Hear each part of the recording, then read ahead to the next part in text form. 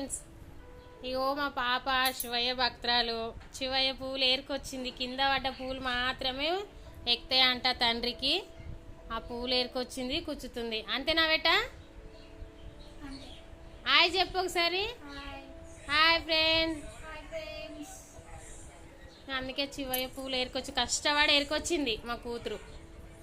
కూర్చుతుంది. చాయ్ కూడా తాగలే బిడ్డ పాపం పొద్దున్న నుంచి.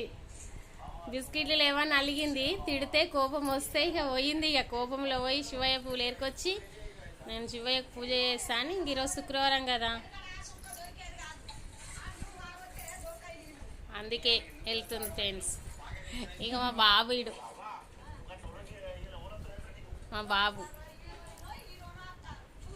బాబుకు డ్యూటీ లేదా అని ఇంకా కష్టపడుతున్నాం. అంతే ఫ్రెండ్స్, ఏం చేయాలి, కష్టాలు వచ్చినాయి.